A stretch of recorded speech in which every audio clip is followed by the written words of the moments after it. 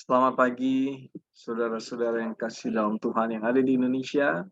Selamat sore buat saudara-saudara yang ada di Amerika.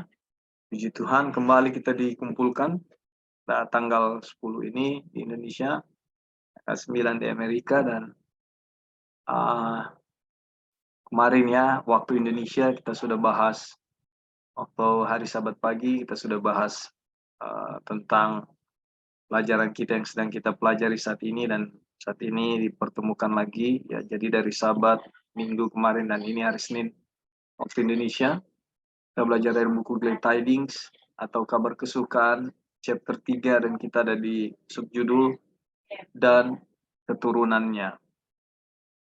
Nah, sebelum kita lanjut, mari kita satu di dalam doa. Bapa kekal yang bersemayam dalam tata kerajaan surga, terima kasih untuk waktu yang Tuhan berikan bagi kami. Terlebih saat ini kami boleh berkumpul untuk belajar kebenaran-Mu. Dan biarlah pelajaran-pelajaran ini benar-benar menolong kami untuk bertumbuh di dalam iman dan kepercayaan kami. Terima kasih Tuhan untuk setiap kebaikan-Mu yang kami rasakan. Biarlah di pertemuan ini kami dipenuhi oleh Roh untuk mengerti maksud Tuhan. Dan biarlah Engkau memberkati kiranya jaringan internet agar Bible study kami ini berjalan dengan baik dan nama Tuhan dimuliakan. Saudara-saudara yang nanti akan bergabung, kiranya diberkati juga, dan biarlah kami sama-sama boleh belajar kebenaran ini, dan banyak orang akan melihat kebenaran yang sesungguhnya, Injil yang benar, dan boleh terhindar dari kabaran Injil palsu. Terima kasih Tuhan, terima kasih. Biarlah kehendak-Mu yang jadi atas kami. Kami berdoa mengucap syukur dalam nama anak-Mu Yesus Kristus, Tuhan yang Juru Selamat kami yang hidup. Amin. Baik, saudara-saudara, sedikit kita review apa yang sudah kita pelajari kemarin ya, sebelum kita datang kepada keturunannya. Kemarin kita ada di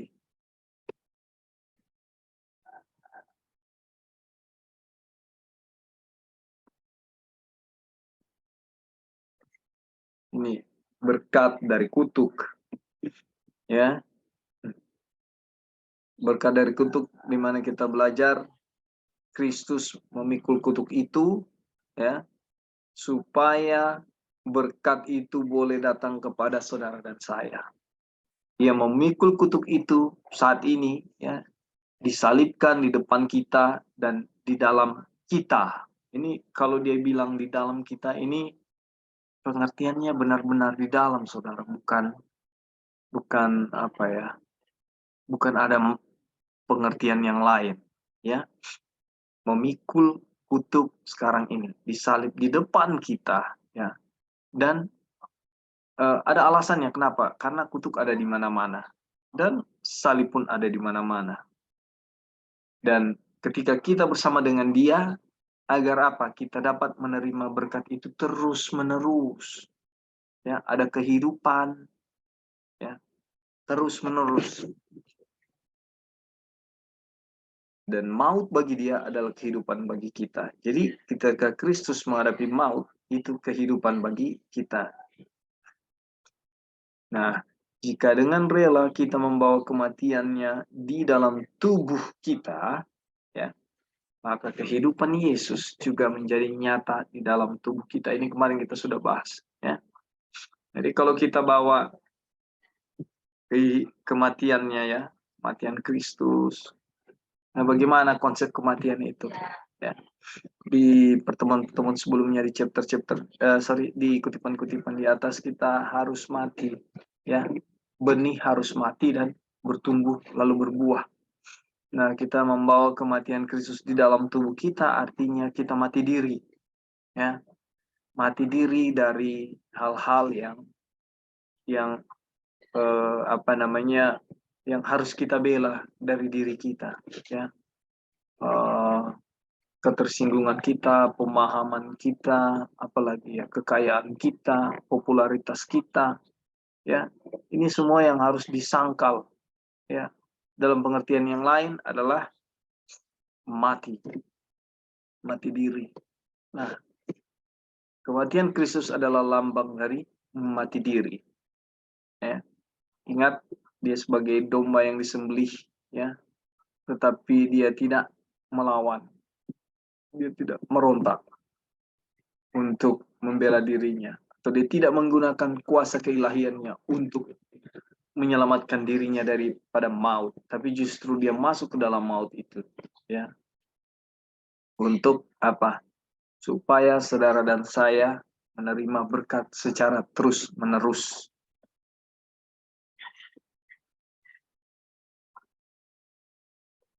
Nah, kalau kita datang kepada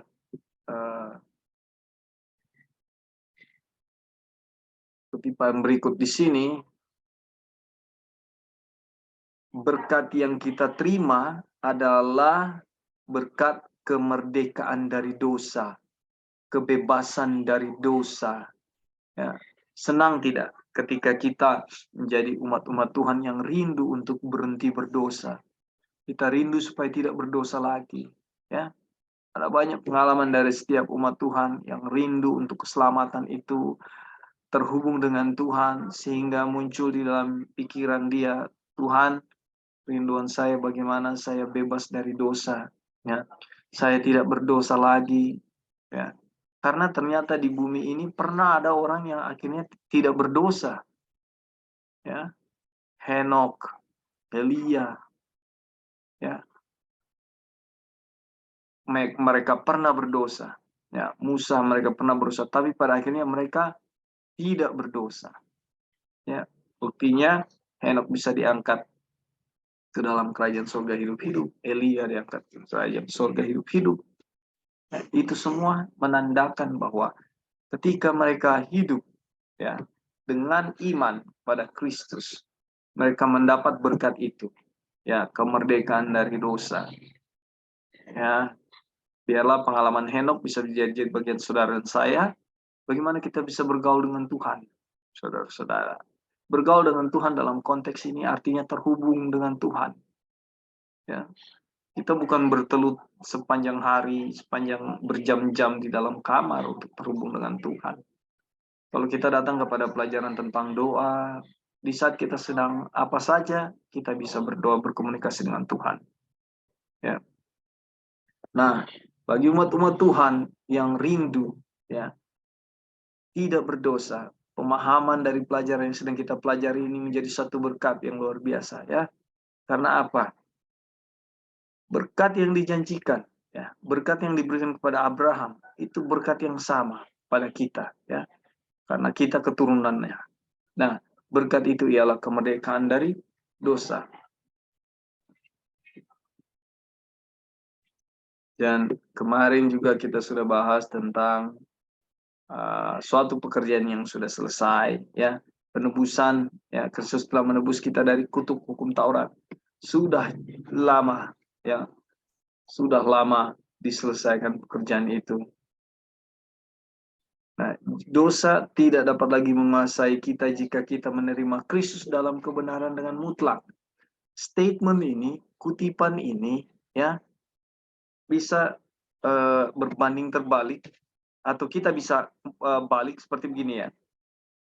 Dosa tidak dapat lagi menguasai kita jika kita menerima Kristus. Lalu kenapa kita masih berdosa sampai saat ini? Berarti apa? Penerimaan kita kepada menerima Kristus itu bagaimana kadarnya? Ya, 10%, 20%, 30%, 50%, 80%, atau 100%. Ya. Jadi jika kita menerima Kristus, ya, sungguh-sungguh, ya, apa? Kristus dalam menerima Kristus dalam kebenaran, ya, dikatakan dengan mutlak jika kita menerima Kristus dalam kebenaran, ya, dosa tidak dapat lagi menguasai saudara dan saya. Ini simple sekali kelihatannya, ya. Memang butuh pergumulan untuk ada di step-step itu, di langkah-langkah itu. Oke, kita itu sedikit review. Kita masuk kepada kemarin juga roh adalah warisan yang dijanjikan. Kita sudah bahas itu. Karena kalau nggak ada roh kita nggak bisa apa-apa. Janji diadakan kepada Abraham. Dan kita masuk kepada judul ini sekarang. Dan keturunannya, and his seed. Adapun kepada Abraham diucapkan segala janji itu, ya, dan kepada keturunannya tidak dikatakan kepada keturunannya. Jadi cuma bahasanya cuma satu, ya, kepada keturunannya. Jadi bukan kepada keturunan-keturunannya, seolah-olah dimaksud banyak orang, tapi hanya satu orang, ya. Kita lihat.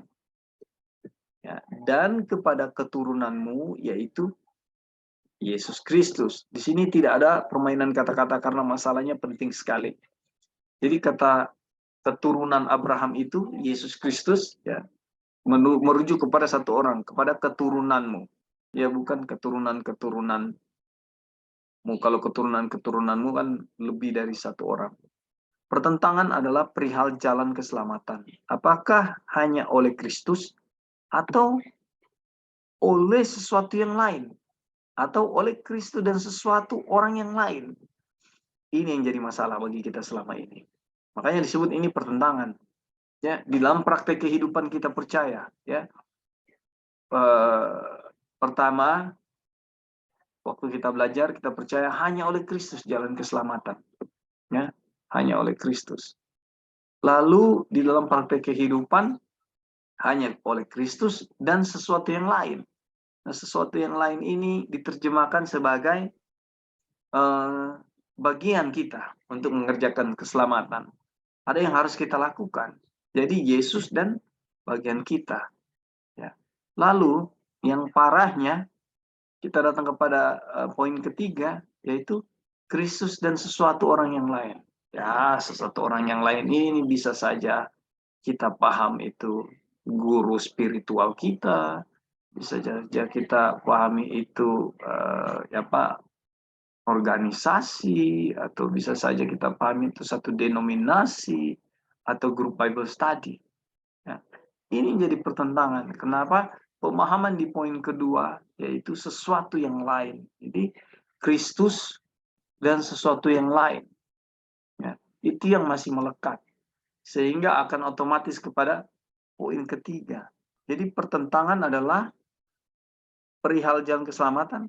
Apakah hanya oleh Yesus Kristus, itu satu, atau oleh sesuatu yang lain, ya itu satu, ya. Hanya melalui Kristus atau sesuatu yang lain, atau oleh Kristus dan sesuatu atau orang yang lain. Lihat, ya, poinnya. Oleh Kristus atau oleh sesuatu yang lain, kedua, dan oleh Kristus dan sesuatu atau orang yang lain. 3 poin di sini. Banyak orang mengira bahwa keselamatan adalah oleh mereka sendiri. Ini yang jadi penyakit kita. Kemarin dibahas, toh. Penyakit yang sedang ditanggung oleh Tuhan saat ini adalah apa? Self-righteous. Merasa diri benar ini. Dan ini penyakit, benar-benar penyakit ini. Nah, banyak kita, ya, mengira bahwa keselamatan adalah oleh saya sendiri dengan penutan hukum yang saya lakukan. Ya. Bahwa mereka harus membuat diri mereka sendiri baik. Aduh, mau sopan dibuat-buat, ya, mau rajin ibadah dibuat-buat, ya, mau silaturahmi dibuat-buat, melawat, ya, dibuat-buat.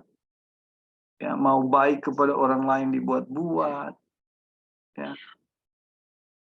mau menolong orang lain, merasa ada sesuatu bagian, merasa puas diri ketika sudah menolong orang lain di dalam segala perkara.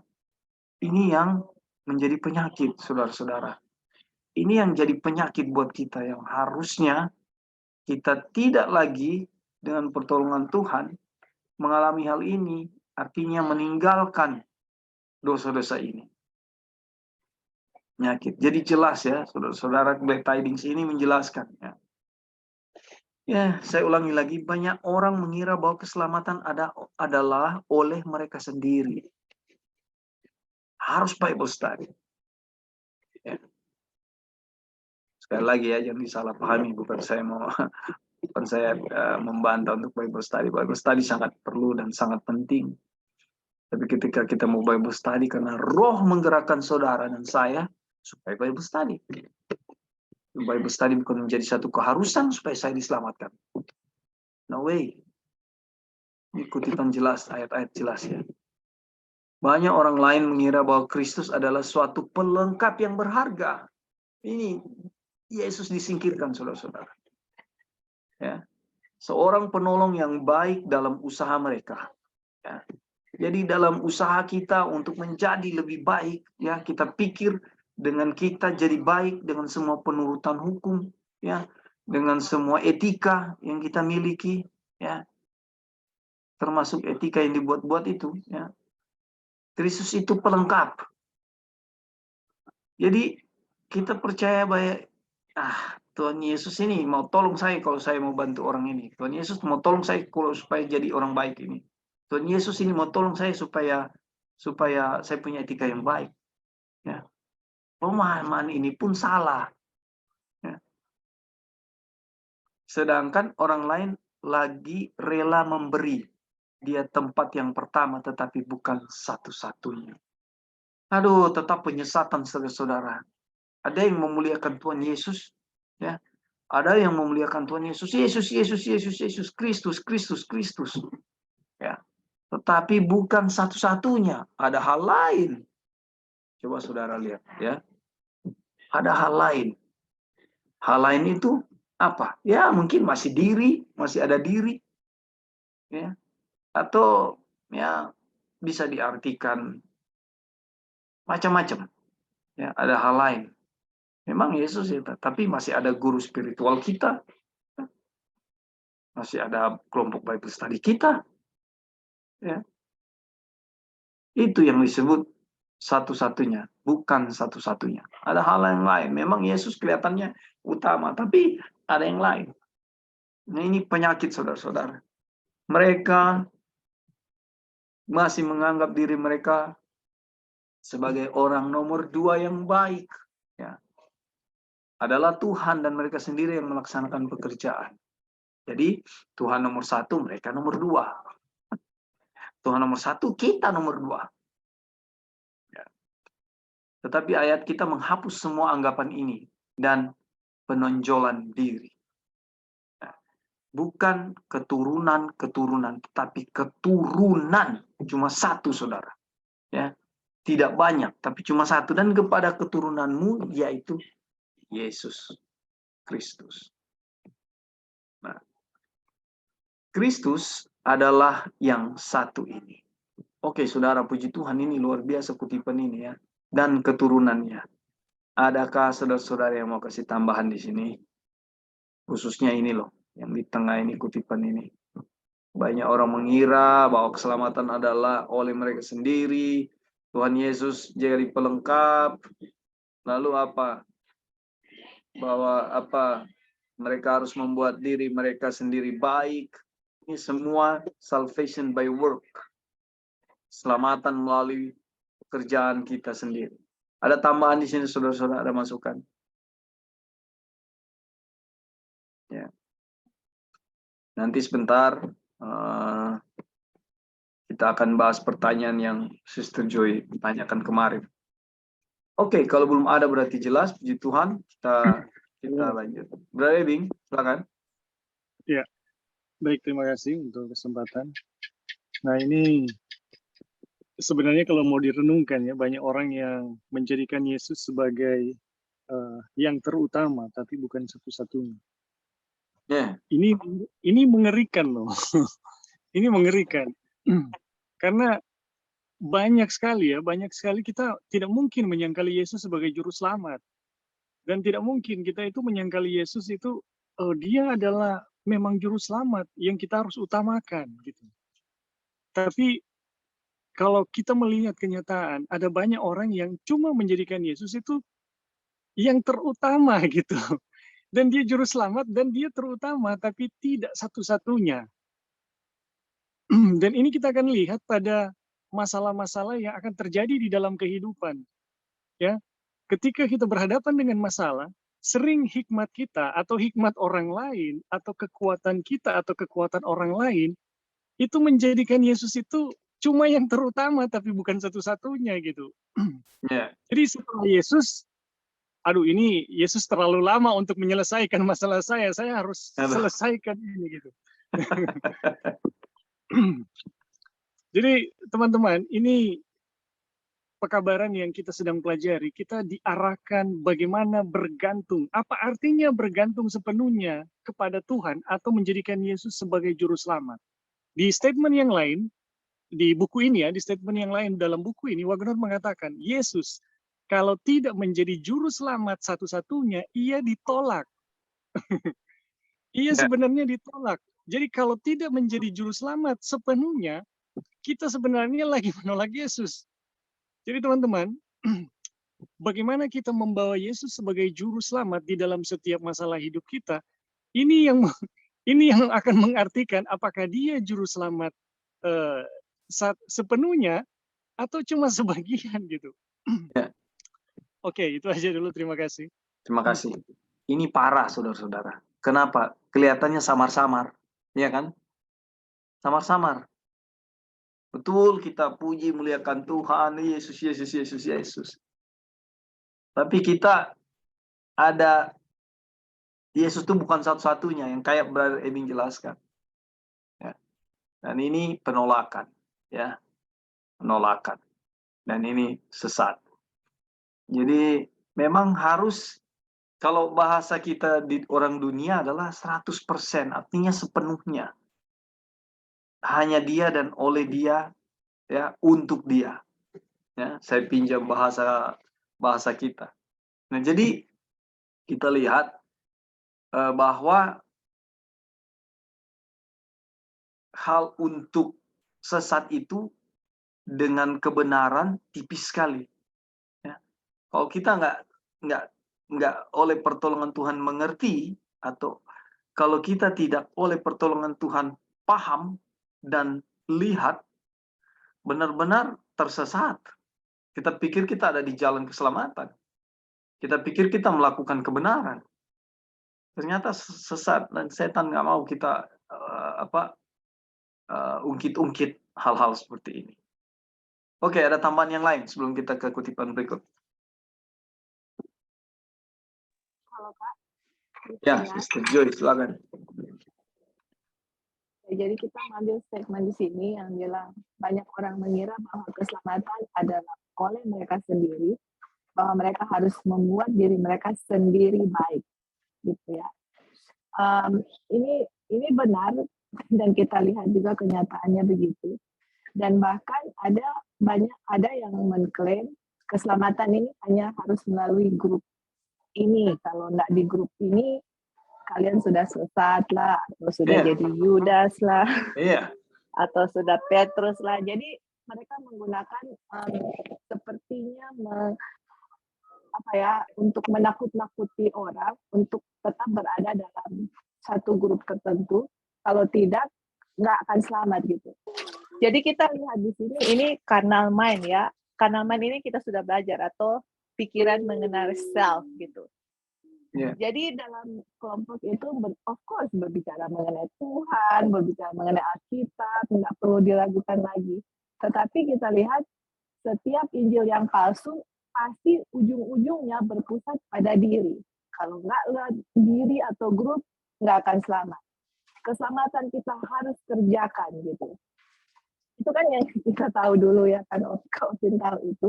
Yeah. Dan mereka di sini yang Calvin kasih warna hitam begitu, terus kuning dengan hitam. Di sini bilang mereka masih menganggap diri mereka sebagai orang nomor 2 yang baik adalah Tuhan dan mereka. Jadi Tuhan nomor 1 yang baik, saya nomor 2 yang baik. Ya. Tapi di sini, di pelajaran sini, Tuhanlah satu-satunya baik. Tidak ada manusia yang baik. Kan begitu kita sudah belajar. Ya. Setiap manusia itu di dalam serat-serat tubuhnya dosa semua. Kita punya righteousness itu kayak Lara. Ayub bilang, apakah ada sesuatu yang baik yang keluar dari yang jahat? Nggak ada gitu. Jadi kalau di pelajaran ini ya kita lihat, Kristus itu satu-satunya. Manusia itu nggak ada artinya, nggak ada apa yang ada nggak baik dari kita gitu. Makanya keselamatan nggak bisa keluar dari satu grup atau dari seorang. Semuanya itu 100% berasal dari Tuhan. Kita pun mau berbuat baik, Tuhan yang melakukan. Kita pun mau berkeinginan babes tadi, Tuhan yang melakukan. Kita pun insaf dari dosa, Tuhan yang melakukan. Emangnya dari saya apa yang saya mau lakukan, saya usahakan tanpa Tuhan yang melakukan di saya. Misalnya saya harus menjadi baik, saya harus menjadi righteous tanpa Tuhan. Dari mana kebaikan itu datang? Apakah saya manusia bisa menghasilkan kebaikan di diri saya yang dan serat-serat tubuh saya semua dosa? Apakah dari dosa bisa menghasilkan kebaikan? Nah, ini di sini ya memang pekabaran ini benar-benar menghilangkan atau melenyapkan glory of man into dust. Memang betul-betul namanya kesombongan, namanya meninggikan diri, namanya self itu ini dituntaskan dengan pekabaran ini. Yang dan ditinggikan itu adalah Tuhan. Makanya keselamatan itu hanya dari Tuhan. Gereja pun tidak menyelamatkan, organisasi tidak menyelamatkan, grup tidak menyelamatkan, teman-teman. Nggak ada satupun yang menyelamatkan. Yang bisa menyelamatkan kita itu adalah Tuhan. Imannya Tuhan yang bekerja di kita. Kita menerima semua. Iya, iman itu, roh itu semua yang melakukan di dalam diri kita. Kita menerimanya dan itu akan menghasilkan. Itu yang kita sudah belajar selama ini. Jadi memang benar ya, memang ini pelajaran yang benar-benar kalau orang masih prideful akan susah sekali untuk menerima pelajaran ini, atau masih ada self-righteous atau harus ada kredit dari seseorang atau grup atau guru atau apa, akan susah menerima ini. Karena apa? Orang-orang Farisi susah menerima Tuhan Yesus karena semuanya berpusat kepada diri, pekerjaan, work. Saya ini, saya. Makanya Paulus bilang, Matius 7, enyahlah daripadaku kamu melakukan kejahatan karena kamu selalu bilang, bukankah saya, bukankah dari grup saya, bukankah dari ini, bukankah seperti itu. Padahal kita tahu bahwa semuanya itu berasal dari Tuhan. Oke, thank you, Kak. Ya, terima kasih, Sister Joy. Jadi kita lihat ya bahwa jalan keselamatan itu hanya Yesus Kristus. Dan itu pemahamannya harus paten di dalam diri saudara dan saya, ya. Bukan denominasimu, bukan organisasimu, ya, bukan grup Bible study-mu, bukan guru spiritualmu, ya, bukan kelompokmu, ya, bukan kebenaranmu, bukan pemahamanmu, ya. Ini semua jelas, hanya pemahaman Kristus, bukan imanmu, iman Kristus. Ini harus jadi harga mati dengan pertolongan Tuhan, ya. Itu permanen di dalam jiwa dan pikiran kita untuk paham hanya Yesus Kristus. Ya, saya mau ulangi di sini ya. Saya lihat ini kutipan ini penting sekali, makanya saya mau ulangi. Banyak orang mengira bahwa keselamatan adalah oleh mereka sendiri. Ya. Saya juga dulu mengira bahwa keselamatan dengan saya rajin ke gereja, saya melawat, saya kasih perpuluhan, saya bantu gereja, ya. Saya peduli dengan orang-orang lain, saya menjenguk orang sakit, ya. Saya menolong orang sakit dengan dana saya, dengan uang saya supaya orang itu sembuh. Saya pikir semua ini adalah apa? Saya baik, ya. Saya pikir dengan ini saya selamat, ya. Bahwa mereka harus membuat diri mereka sendiri baik. Kita harus jadi orang baik, ya. Saudara, jadi orang Advent bertahun-tahun, saya Advent dari lahir. Nggak ada jaminan saya ini diselamatkan dengan perbuatan saya sendiri. Nggak ada jaminan dari saya kecil, dari lahir sudah dalam gereja sampai saya terus rajin mengikuti semua ibadah, jam-jam ibadah. Ya. itu enggak jaminan saya akan diselamatkan. Karena saya pikir, bagaimana orang muda yang datang kepada Yesus, dia bilang, Tuhan saya sudah bikin semua. Ya. Tuhan cuma bilang, ikutlah aku, jual hartamu, dan ikutlah aku. Susah sekali saudara dia mau jual harta. Kenapa? Penurutan hukumnya itu apa? Ini yang kita bahas. Penurutan hukum itu karena dia merasa dengan melakukan itu dia harus menjadi baik. Ada andil untuk keselamatan. Ya. Banyak orang lain mengira bahwa Kristus adalah suatu pelengkap yang berharga. Jadi Tuhan Yesus itu yang seperti tadi saya bilang, ya, sesuai kutipan ini bahwa saya jadi baik karena Tuhan Yesus tolong saya. Ya. Saya jadi rajin ke gereja karena Tuhan Yesus tolong saya. Ya. Segala sesuatu yang saya buat baik itu karena Tuhan Yesus. Yesus itu jadi apa? Pelengkap aja. Ya. Di dalam apa? Pelengkap atau seorang penolong yang baik dalam usaha saya menjadi baik. Ya, Tuhan Yesus itu hanyalah pelengkap yang berharga, ya, atau menjadi penolong yang baik dalam usaha Anda untuk selamat. Ngeri tidak saudara-saudara? Statement-statement ini dan perilaku-perilaku yang ini kita alami. Ya. Sedangkan orang lain lagi, ada lagi yang lain, ya, rela memberi Yesus itu tempat yang pertama. Oh betul, kepujian buat nama Tuhan, mulia, mulia. Tuhan Yesus, Tuhan Yesus. Tapi bukan satu-satunya yang Brother Ebin bahas tadi. Jadi ini penting. Terima kasih Sister Joy untuk tambahannya. Jadi saudara-saudara, dalam pertolongan Tuhan, ini boleh menjadi satu hal yang permanen di dalam jiwa dan pikiran kita. Dan kita paham hanya Yesus. Tidak ada hal-hal yang lain. Oke, kita masuk kepada bukan dua keturunan. Kita banyak mendengar tentang keturunan-keturunan Abraham. Secara rohani dan secara badani. Jika memang ada perbedaan di antara keturunan-keturunan Abraham, perbedaan itu hanya ada di antara keturunan yang palsu melawan keturunan yang sesungguhnya. Jelas, ada dua kubu. Lawan dari rohani adalah badani. Dan keturunan badani, sebagaimana yang akan kita lihat nanti, bukanlah keturunan yang sesungguhnya. Tetapi hanyalah hamba yang terikat, yang akan dibuang, dan tidak mempunyai hak apapun dalam warisan. Jadi, ingat ya, hamba yang terikat. Ya. Jadi, ini hamba yang terikat dibuang ya, nggak dapat warisan. Ya. Jadi, tidak ada keturunan Abraham secara badani. Tidak ada. Akan tetapi, keturunan rohani ya adalah keturunan harafiah atau keturunan yang sebenarnya yaitu Kristus yang adalah roh yang menghidupkan. Ya.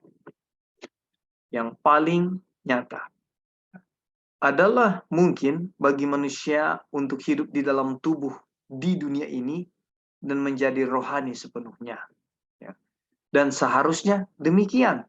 Karena bila tidak, mereka bukan anak-anak Abraham. Jadi kita bisa di dunia ini mengalami proses dan pada akhirnya tidak berdosa. Tadi saya sudah kasih contoh ya. Ada beberapa orang. Ya. Siapa namanya? Elia. Ya. Ada Henok. Ya. Ada Musa. Kita tahu Musa ada pelanggarannya waktu dia memimpin bangsa Israel. Ya. Tetapi pada akhirnya dia angkat ke surga, ya, hidup-hidup seperti Henok dan Elia. Musa kita tahu karena melakukan pelanggaran, dia ke surga harus melalui kematian. Ya. Jadi adalah mungkin, ya, adalah mungkin bagi manusia untuk hidup di dalam tubuh di dunia ini dan menjadi rohani sepenuhnya. Bisa, saudara, tidak berdosa. Bisa. Ya. Nah, mereka yang berada dalam daging tidak berkenan kepada Allah. Kenapa kita masih berdosa? Karena masih di dalam daging. Daging dan darah tidak mendapat bagian dalam kerajaan surga. Hanya ada satu garis keturunan Abraham. Hanya satu kelompok anak-anak yang sesungguhnya. Yaitu yang melalui iman. Penekanannya selalu, saudara-saudara. Melalui iman. Ini kita bicara iman secara komplit, saudara-saudara. Mereka yang menerima Kristus oleh iman, ya, menerima kuasa untuk menjadi anak-anak Tuhan. Saya mau bukan menyimpulkan, tapi mau terjemahkan. Saudara, ya mungkin terlalu early ya, terlalu cepat ya. Tapi saya mau bilang bahwa begini, ketika kita beriman, ya, kita dituntun untuk tidak berdosa lagi. Ketika kita beriman pada Kristus, kita tidak akan berdosa lagi. Ya. Memang, kalau pemahaman saya, silakan dibantah ya, silakan dibantah. Mungkin saya salah. Pemahaman saya, ketika saya beriman, percaya kepada Kristus, ini proses. Tidak langsung saya, wah hari ini saya percaya Yesus, oh saya percaya hanya Yesus, jalan keselamatan. Ya, saya beriman, saya memiliki imannya. Tidak semerta-merta saya langsung seperti waktu kita gigit cabai, ya, atau rica, itu langsung pedas. Jadi ada proses yang menuntun kita lebih hari menjadi lebih kuat di dalam konsep kebenaran ini. Oke, ada tambahan di sini, ada masukan. Silakan saudara-saudara di judul kedua kita dari pelajaran ini. Bukan dua keturunan. Bisa dihubungkan dengan yang sudah kita bahas di atas juga ini. Judul pertama. Ada tambahan, saudara, masukan, pertanyaan? Silakan.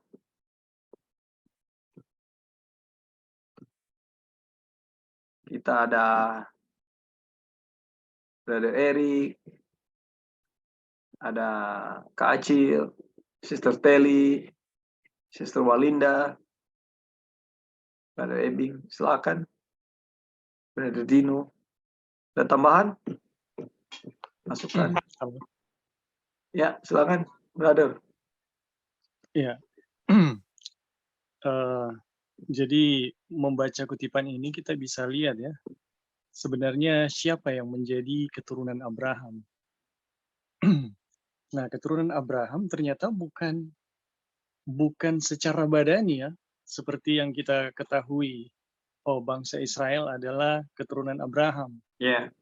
Bukan demikian. Kenapa? Karena keturunan yang diberikan kepada Abraham sebagai anak perjanjian, ya, kenapa itu ditunda demikian ya? Abraham mendapatkan seorang anak ditunda sedemikian lamanya, hanya satu hal, supaya bagaimana Abraham menerima keturunan itu adalah oleh karena iman. Dan oleh iman yang sama, teman-teman, oleh iman yang sama, kita mendapat bagian dalam keturunan itu gitu. Karena keturunan Abraham cuma satu. Yang dibicarakan di dalam surat ini sebagai yang berhak menerima warisan. Dan keturunan itu hanyalah Kristus gitu. Dan kita ya bisa mendapatkan bagian dari keturunan atau dari warisan yang dimiliki oleh Kristus ketika kita menerimanya oleh iman. Jadi teman-teman, ini penting sekali ya, bagaimana kita memastikan bahwa berkat yang dijanjikan Tuhan kepada Abraham itu hanya bisa datang melalui iman atau melalui keturunan yang sah ya, yang diberikan Tuhan kepada Abraham. Karena ada juga ya beberapa aliran Advent yang mempersoalkan mengenai keturunan secara badania, ya, secara badania atau secara genetik, bahwa yang diselamatkan itu adalah keturunan Abraham secara gen, bukan apa ya, yang rohani. Dan mereka ribut loh, siapa ini yang keturunan Abraham secara genetik. Di zaman Paulus juga sama, ada banyak yang mempersoalkan silsilah gitu, apakah mereka ini asli keturunan Abraham atau enggak gitu. Dan sampai saat ini masih ada, teman-teman. Nah, kita melihat ya, keadaan-keadaan ini adalah satu tanda karena tidak memahami arti perjanjian yang Tuhan buat kepada Abraham dan apa yang dimaksud dengan keturunan yang dijanjikan ya, untuk bisa menerima, yang berhak menerima warisan ya yang Tuhan berikan. Oke, itu aja dulu bro, terima kasih. Kalau mau cari keturunan Abraham ini, siapa yang bisa dapat? Seperti pasir di laut. Jadi ya cukup gila juga untuk untuk memperdebatkan itu, untuk mau cari sama keturunannya secara gen dan dianggap benar ya. Ini parah ini. Oke, terima kasih tambahannya Brother B. Ada yang lain, saudara? Oke, kalau belum ada, kita lanjut kepada kutipan berikut. Judul berikut adalah banyak janji di dalam satu janji. Sementara keturunan itu adalah kata tunggal. Ya. Janji-janjinya adalah jamak. Banyak ya. Bukan hanya satu janji khusus yang dibuat kepada Abraham dan keturunannya, tetapi banyak janji. Ya.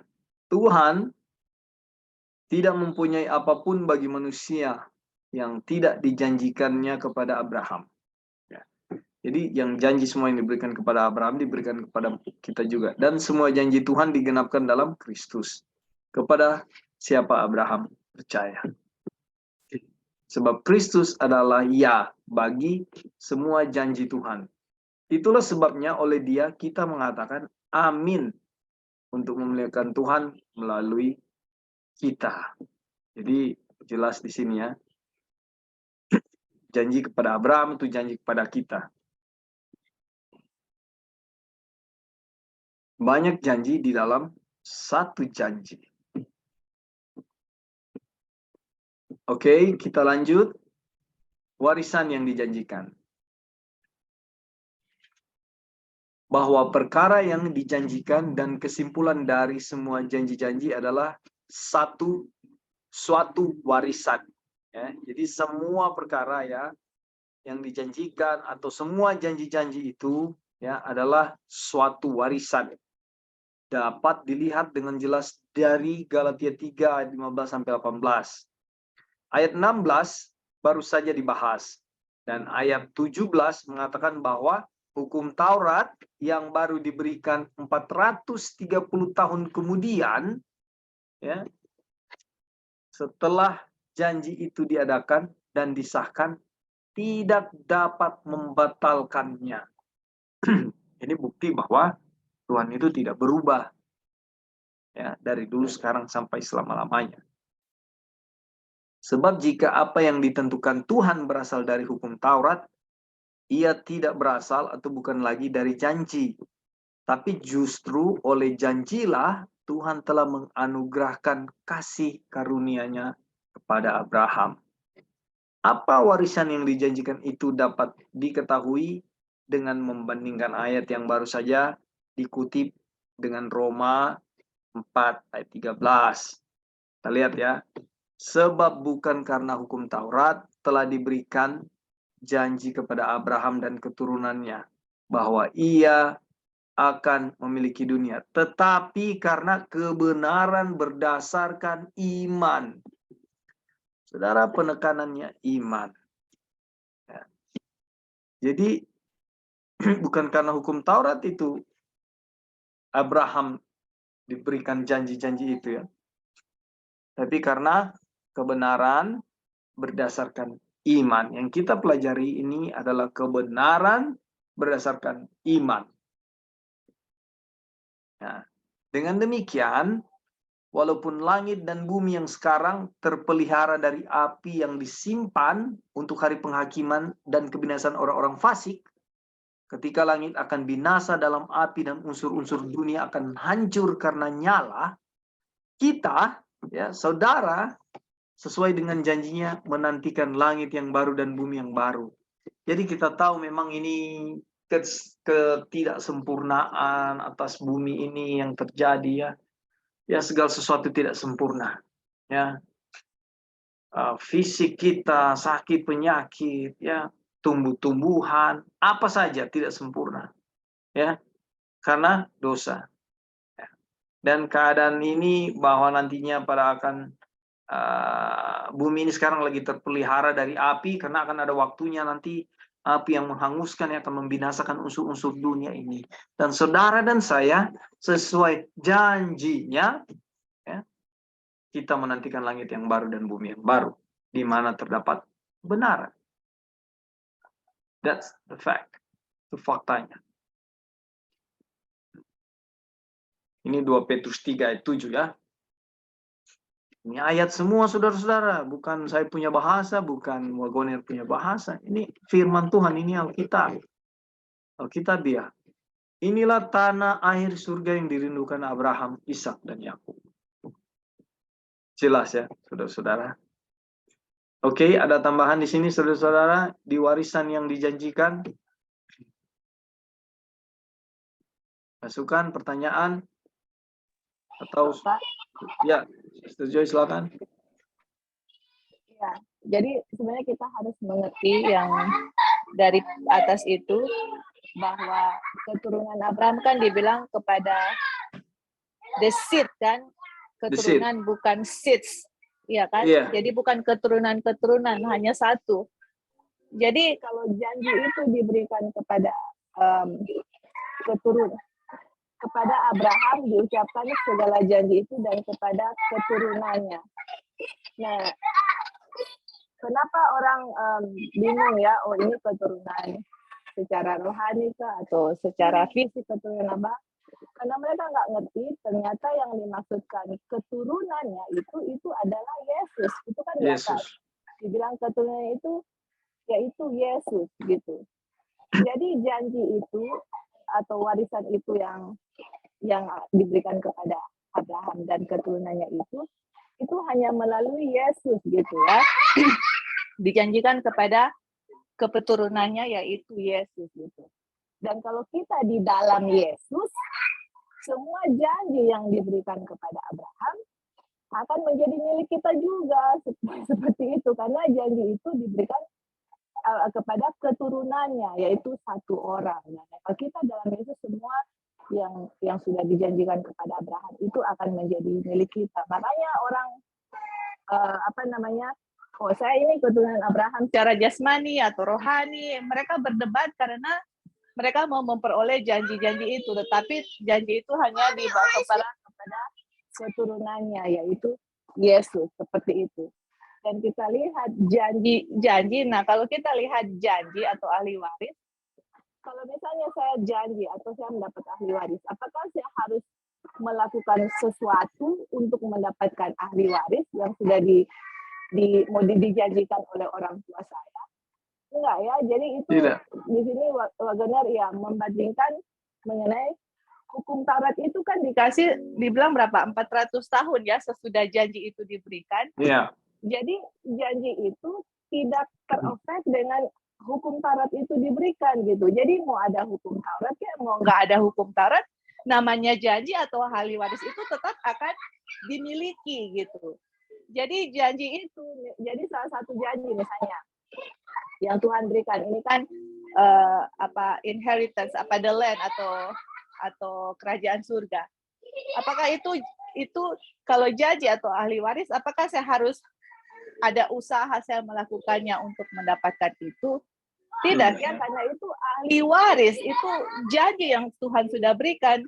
Jadi mau kontras dengan hukum Taurat diberikan nanti jauh sesudah janji itu diberikan. Jadi there is nothing to do dengan hukum Taurat, itu yang mau dibilang seperti itu.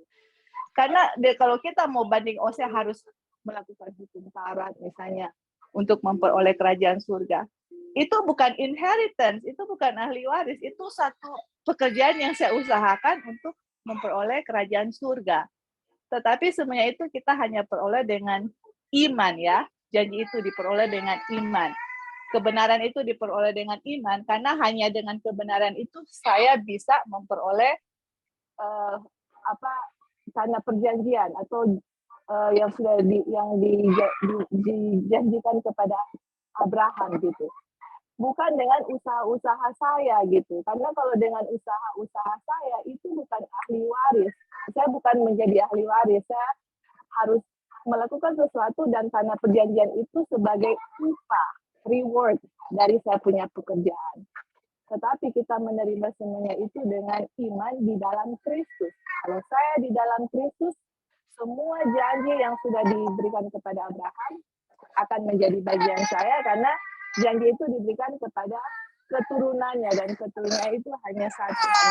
Jadi Kalau kita bisa mengerti saja konsep ini, bisa mengerti pengertian ini, kita akan terlepas dengan pertentangan apakah keturunan Abraham secara fisika atau secara rohanikah, atau kita akan terlepas dari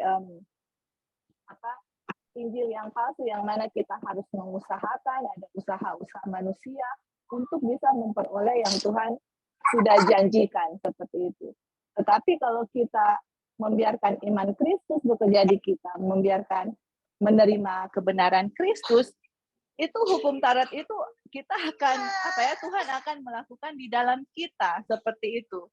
Dan kalau kita di dalam Kristus, Kristus yang melakukan semuanya itu dalam kita, kebenaran Kristus ada, yaitu janji itu akan menjadi milik kita. Bukan saya yang harus usahakan, tapi Tuhan yang melakukan semua di kita, dan kita hanya terima itu dengan apa? Dengan iman. Makanya tadi yang Kopin bilang, iman. Kita harus mengerti bagaimana iman itu bisa bekerja, proses iman itu bisa bekerja dalam kita, dan bagaimana janji itu kita bisa dapat, bukan dengan usaha kita, tapi dengan imannya Kristus yang bekerja di kita. Makanya kita bisa terimanya itu hanya melalui iman.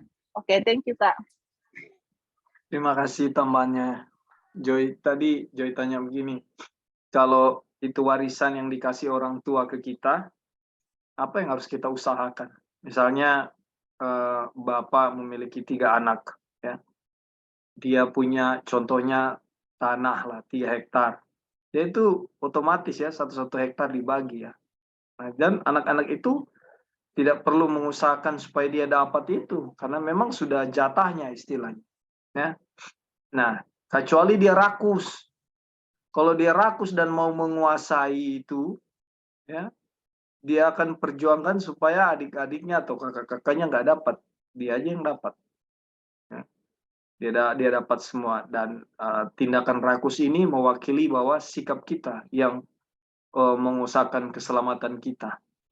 Ya, untuk dapat keselamatan itu kita usahakan dengan usaha kita. Ya, jadi ini pun satu hal yang sesat. Terima kasih tambahan tadi, Sister Joy. Jadi benar. Teringat pertanyaan tadi disinggung bahwa ketika Kristus di dalam kita dan kita akan hidup, dan semua yang dilakukan kebenaran, kebaikan yang keluar dari kita itu karena Kristus di dalam kita. Ya. Pertanyaan kemarin yang Sister Joy lemparkan, ya, kita sama-sama jawab ya. Memang saya sengaja tidak cari jawabannya tadi malam. Yaitu setan dan malaikat-malaikatnya itu masih hidup. Apakah mereka ada Roh Kudus? Saudara mengerti pertanyaannya ya? Setan dan malaikat-malaikatnya itu masih hidup kan? Nah, apakah mereka ada Roh Kudus? Ada yang bisa jawab?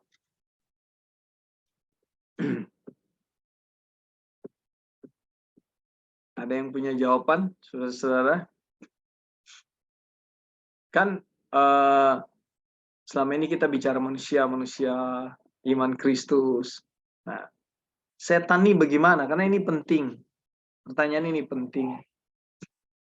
Ya, untuk kita tahu bagaimana sebenarnya pekerjaan roh itu melalui iman.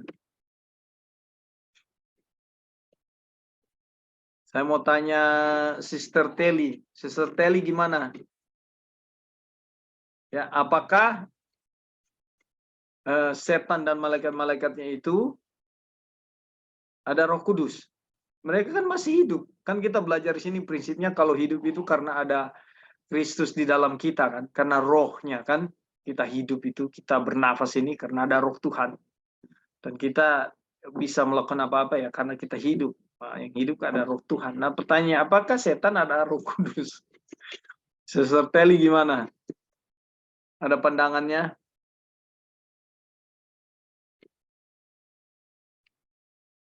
Atau Sister Walinda? Jadi, soal pelajaran kita bahwa ya, siapa ini? Brother Ebing ya? Oh no, Acil nih. Siapa? Halo? Acil. Kak Acil, aduh, udah rindu nih dengar suara Kak Acil. Gimana Kak Acil? Justru aku mau ini pertanyaan yang bagus sekali ya. Iya, puji Tuhan. Nah, cuman aku nggak bisa jawab atau apalah. Aku cuma mau justru Nanya. ingin bertanya lagi gitu. Oke. Karena gini ya, kalau mau bilang ada Roh Kudus ya, nggak tahu ya apa mereka masih ada penyesalan kok bisa gitu mereka. Itu dia. Nah, itu dia yang masih ada kesempatan lagi nggak gitu ya kalau Iya. seandainya gitu dan mereka bisa berbalik gitu kan. Iya. Nah, itu yang saya justru mau tanya gitu. Kasihan juga kalau mau pikir kan, Betul. orang kan ya sama-sama ya memang kita orang nggak bisa lihat mereka hidup, lihat orang juga hidup. Iya. Nah, sementara kan ya memang Tuhan sudah kasih kesempatan sama mereka. Iya. Tapi Betul. itulah mungkin di hati kecilnya mereka menangis ya, tapi ya kita nggak bisa tahu ya, hanya Tuhan yang tahu ya, ya enggak. Iya. Ya, itu aja sih. Terima kasih Kak Acil, bagus sekali. Waktu Kak Acil bilang begini, mungkin hati kecil mereka menangis. Saya langsung terpikir, berarti ada Roh Kudus dong. Iya kan? Secara otomatis. Oke, terima kasih Kak Acil datang dengan pertanyaan yang sehubungan dengan pertanyaan Joy juga ini ya. Ini pertanyaan penting juga. Terima kasih Kak Acil. Ada yang lain? Sister Warlinda gimana? Ada nggak tambahan? Atau kira-kira malaikat itu ada nggak? Ada setan dan malaikat-malaikatnya itu ada Roh Kudus tidak? Pak, Ya. Sister bisa Joy dengar, gimana? Pak? Ya. Ya. Jadi mungkin sebelum teman-teman mau memberikan jawaban, jadi mungkin kita tadi Kak Acil kasih masukan. Sekarang kita mau kasih dia punya tambahan note yaitu misalnya ya, apakah setan dengan malaikat-malaikat lain misalnya ya yang masih hidup, apakah mereka ada Roh Kudus atau enggak. Jadi sebelum teman-teman jawab, kita mau kasih satu statement atau pertanyaan yang mungkin menjadi consideration atau pertimbangan, yaitu waktu mereka hidup ini, apakah mereka dapat kehidupannya dari mana? Apakah mereka mempunyai kehidupan dari diri mereka sendiri atau kehidupan Tuhan yang menopang mereka gitu. Seperti itu. Jadi itu hanya dia punya statement yang mau tambahkan untuk jadi pemikiran, atau apakah Roh Tuhan yang membuat mereka hidup seperti itu. Oke, thank you Kak. Silakan. Ya, jadi setan itu hidupnya dari siapa? Bagaimana dia bisa hidup? Kalau kita belajar dari sini kan kehidupan dari Kristus, Roh Kristus. Jadi tambahannya tadi dari Joy, kehidupan siapa yang mereka miliki ini? Ya, kenapa mereka masih hidup? Oke. Ada yang lain? Sister Telly mungkin, atau Brother Eric, Pastor Eric. Ini setan ini dari mana? Bagaimana dia bisa hidup? Apakah ada Roh Kudus dia hidup? Oke. Kalau belum ada yang bisa Brother Ebing, bagaimana? Halo, brother. Halo. Pastor Eric. Oke. Pastor, sorry, sebelum ya, kita mau bilang. Jadi pertanyaannya, dari mana setan ini, kehidupannya itu dari mana? Ya. Oke. Ini kedengaran nggak? Yang kedua, tunggu Pastor. Kedengaran jelas. Yang kedua, apakah mereka ada Roh Kudus? Kan kita belajar kehidupan karena Roh. Silakan. Oke, baik. Ini minta maaf ini dari sementara di perjalanan dari Tondano ke Air Madidi, sementara antar anak ya di kuliah di Ungkap. Oke. Jadi ini memang pertanyaan yang menarik. Tapi memang Alkitab telah menjelaskan hal ini dan juga Roh Nubuat. Kalau kita melihat dalam kitab Kejadian ya. Jadi roh di sana kan berasal dari kata ruach atau nepes ya, yang itu artinya diterjemahkan roh Allah itu sama dengan juga nafas ya, nafas kehidupan. Jadi ketika Kristus menghembuskan nafas kehidupan kepada tubuh Adam yang dibentuk dari debu tanah, kemudian pada akhirnya Adam itu hidup ya, memiliki nafas kehidupan. Nah itu dijelaskan itu berasal dari roh Allah itu sendiri, ruach atau nepes ya. Jadi itu berdasarkan penjelasan Alkitab ini, salah satu fungsi dari roh Allah itu adalah menopang kehidupan, seperti itu ya. Tapi sesungguhnya seharusnya ya setelah dosa. Halo, brother hilang. Manusia atau hidup. Halo, kedengaran? Halo. Sempat anu tadi tidak jelas. Ini sudah jelas. Silakan. Ini minta maaf mungkin daerah signal yang tidak baik. Iya, jadi semua ciptaan Tuhan. Halo. Ya. Iya. Lanjut. Iya. Oke, semua ciptaan Tuhan baik manusia ataupun malaikat ya, itu mendapat topangan dari roh Allah itu sendiri ya, yang menunjuk kepada kehidupan ya, atau kehidupan itu sendiri. Nah, ini salah satu fungsi dari roh Allah itu ya. Nah, di dalam perjanjian baru juga menjelaskan fungsi yang lain dari roh Allah itu sendiri. Nah, itu dijelaskan lewat penjelasan tentang Parakletos ya. Parakletos ini adalah manifestasi roh Allah yang ketika dia hadir ya, yang pertama dia akan menuntun kepada seluruh kebenaran, dia akan menyadarkan manusia dari dosa, kemudian pada akhirnya manusia disanggupkan ya untuk dihidupkan dalam kebenaran. Nah, semua ini adalah bagaimana pekerjaan ini dapat terjadi, sekali lagi ya, itu dijelaskan hanya melalui apa yang Kristus lakukan ya. Kalau sekiranya Kristus tidak menyerahkan hidupnya di kayu salib untuk menjadi tebusan, maka pada akhirnya orang semua ini bahkan malaikat sekalipun rahib eksistensi ya, sudah tidak ada, karena memang dosa yang pertama munculkan itu dari Lucifer yang kemudian menghasut para malaikat yang lain dan menyebabkan mereka semua berdosa.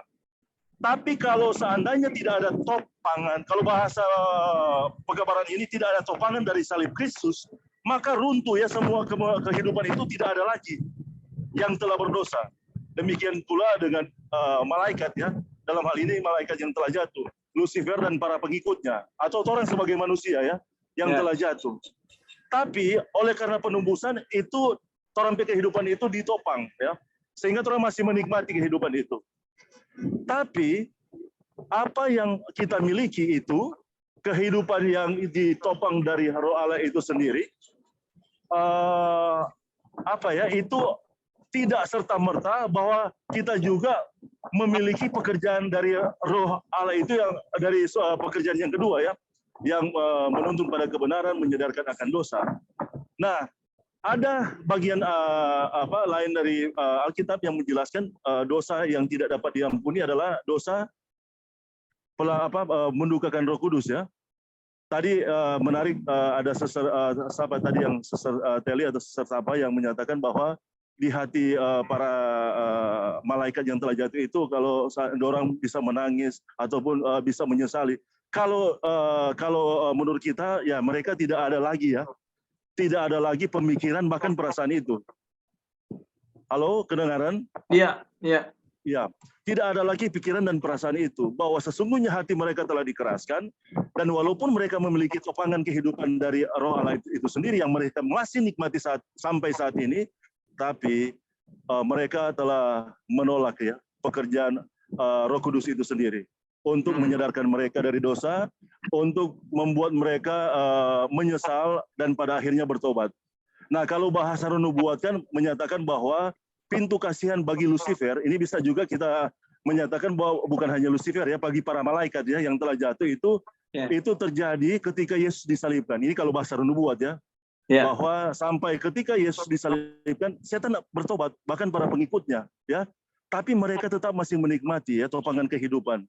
dari Roh Allah atau Roh Kristus itu sendiri sampai saat ini. Tapi untuk menyesal, lagi bertobat dan memasrahkan kehidupan mereka sepenuhnya kepada Tuhan, itu sudah tidak ada lagi ya. Itu mereka telah berada pada titik di mana mereka telah mendukakan pekerjaan Roh Kudus itu sendiri. Nah, demikian juga dengan orang manusia ya, ketika orang berada pada titik itu ya memang tidak ada lagi kesempatan untuk kita dapat tutup menikmati pintu ya. keselamatan itu. Iya. Oke, mungkin itu yang bisa ditambahkan, brother. Terima kasih. Terima kasih. Pastor Terima kasih, Erik, ya. terima kasih tambahannya. Dari kesimpulan ini, Pastor Erik bicara bahwa ada roh, ya, ada kehidupan itu ada roh, dan tapi kesempatan kita lihat memang kutipan Roh Nubuat bilang jelas waktu Yesus mati di kayu salib itu kesempatan terakhir untuk setan, tapi tidak bertobat ya. Oke, itu jawaban dari yang lain, silakan. Tambahan atau jawaban lagi? Halo. Dari Ebing, bagaimana? Ya, pertama melengkapi ya, menambahkan yang Brother Erik tambahkan. Jadi kalau pekerjaan Roh Kudus yang pertama adalah memberi kehidupan, ya itu kita bisa pahami ya dari kitab Kejadian. Dan kalau kita melihat dalam kitab Ayub, ini kata-kata ya yang diucapkan adalah kalau sekiranya Roh Tuhan itu ditarik dari manusia, maka manusia itu akan kembali kepada debu. Jadi kita bisa hidup, kita bisa ada, itu karena ada Roh Tuhan. Cuma mengenai pekerjaannya tadi Brother Erik sudah sampaikan ya. Nah, itu mengenai keinsafan terhadap dosa dan pertobatan. Tetapi ada pekerjaan Roh Kudus yang juga tetap masih bekerja kepada Lucifer. Ya, apa itu? Ya, selain yang menopang kehidupan, yaitu menahan Lucifer untuk tidak berbuat jahat. Nah, itu kita bisa ketahui dari kutipan-kutipan Ellen White mengenai kekuatan yang ketiga ya, kekuatan dari pribadi yang ketiga dari Roh Kudus, yaitu menahan kuasa setan dan melawan kuasa setan. Jadi kuasa setan itu hanya bisa ditaklukkan, ditahan dan ditaklukkan oleh oknum yang ketiga dari kealahan. Nah, ini kita pelajari ya bahwa Lucifer itu nggak sembarangan gitu mau melakukan kejahatan. Kalau sekiranya tidak ditahan oleh Tuhan, ya, maka dia akan semena-mena yang membunuh manusia dan menyesatkan. Tetapi sekalipun dia sudah tidak ada lagi pertobatan, Tuhan masih menahan dia demi kepentingan umat-umatnya ya, supaya demi kepentingan manusia dan umat-umatnya supaya dia tidak semau dia ya melakukan pekerjaannya. Dan kemudian kita juga bisa lihat ya di akhir bagaimana penghakiman itu yang terakhir terjadi ya kepada orang-orang jahat termasuk para malaikat ya dan Lucifer.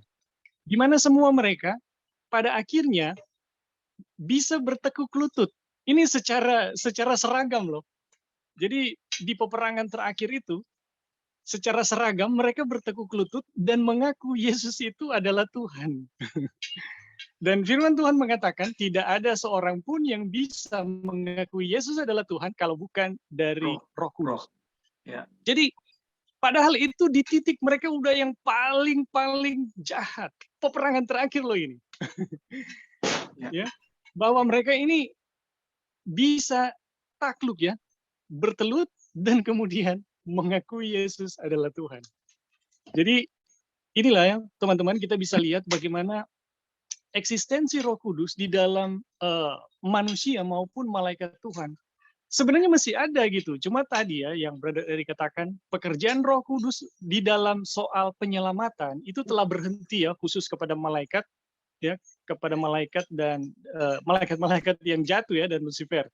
Tetapi masih ada pekerjaan Roh Kudus untuk menahan kejahatan ya, dan pada akhirnya mengalahkan juga ya, mengalahkan malaikat-malaikat Tuhan dan Lucifer ya, dan pada akhirnya mereka akan mengakui bahwa Yesus adalah Tuhan dan itu adalah pekerjaan Roh Kudus. Oke, mungkin itu Baik, saja. Terima kasih. Dari Sister Joy, bagaimana?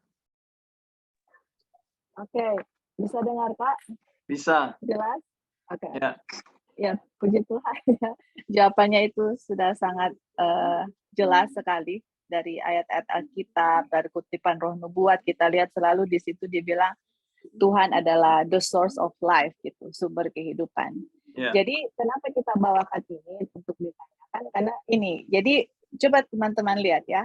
Sedangkan setan ini yang sumber dari segala kejahatan, itu Roh Kudus masih ada di dia, makanya dia hidup, ya kan?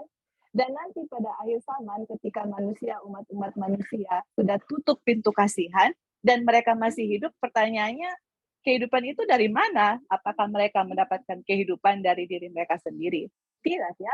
Itu Roh Kudus itu masih berada di mereka. Cuman yang tadi Ebing bilang sama Pastor Erik, pekerjaan Roh Kudus di dalam mereka itu dalam rencana keselamatan itu sudah selesai gitu.